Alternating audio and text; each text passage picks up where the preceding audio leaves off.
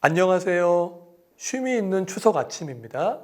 오늘의 말씀은 시편 127편 2절이에요. 너희가 일찍이 일어나고 늦게 누우며 수고의 떡을 먹음이 헛되도다. 그러므로 여호와께서 그의 사랑하시는 자에게는 잠을 주시는도다. 오늘의 키워드는 잠입니다. 솔로몬 왕은 열정적이고 성취지향적인 사람이었어요.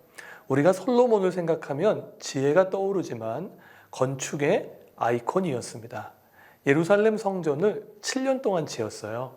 왕궁도 20년 동안 건축합니다. 솔로몬은 한국 사람 스타일이에요. 우리나라 새마을 운동 잘 살아보세 원조 같습니다. 그렇게 열심히 살아왔던 솔로몬이 그 모든 것이 헛된 일이라고 폭탄 선언을 해요.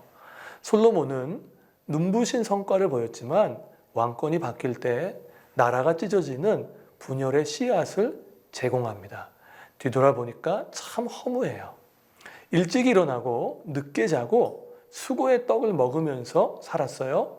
새벽같이 출근하고 야근하면서 책상에서 삼갑김밥을 먹으면서 열심히 한 거예요. 그런데 그것으로 집을 세우고 성을 지킬 수 없다는 경험적 결론입니다.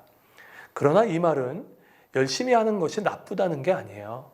열심히 하는 것보다 더 중요한 우선순위가 있다는 뜻입니다. 그것은 하나님을 사랑하는 겁니다.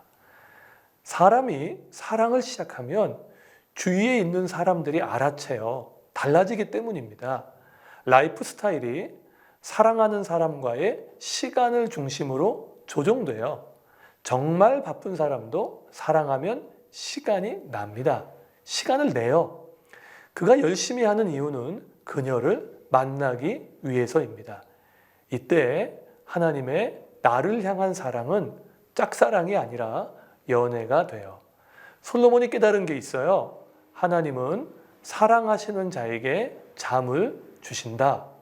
하나님께서 사랑하는 자에게 주시는 잠은 전인적인 쉼입니다. 몸이 쉬어도 마음이 쉬지 못한다면 쉴 수가 없어요. 마음이 쉬어도 몸이 쉬지 못한다면 쉴 수 없죠. 하나님께서 몸과 마음, 전인적인 쉼을 주십니다. 전인적인 쉼은 하나님의 선물이에요. 새번역 성경은 이렇게 번역했어요.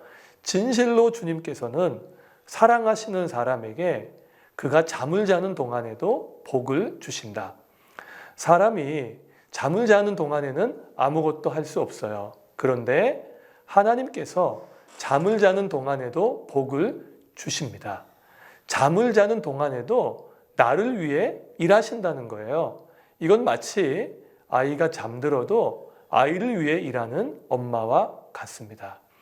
잠을 자고 일어났는데도 집은 세워져 있습니다. 눈 뜨고 지키지 않아도 성은 안전해요. 자녀들을 24시간 통제하지 않았는데도 잘 컸습니다. 자녀들이 장군의 손에 잡힌 화살같이 컸어요.